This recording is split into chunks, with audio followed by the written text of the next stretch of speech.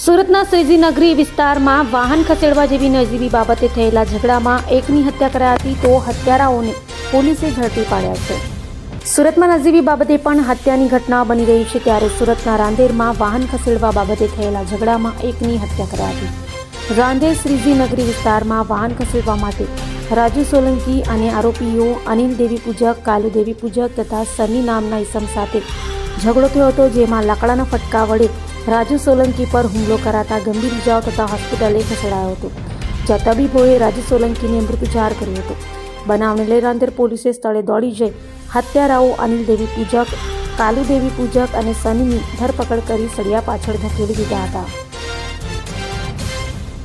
10/1/2024 ના રોજ Rander police station વિસ્તારમાં કાલુ, અનિલ અને સની ત્રણ ઈસમો રિક્ષા લઈને નીકળેલા, જેઓએ રોડ વચ્ચે ઊભી રાખતા આ કામે રાજુભાઈ ભગાભાઈ સોલંકી નાઓએ રિક્ષા હટાવી લેવા કહેતા તેઓ વચ્ચે બોલાચાલી થઈ અને બોલાચાલી બાદ મારામારી સુધી આ ઝઘડો પહોંચેલો,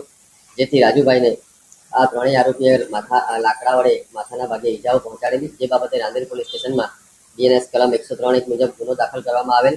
અને રાજુભાઈ સારવાર માટે હોસ્પિટલમાં હતા, જેઓ સારવાર દરમિયાન 21/1/2024 કલાક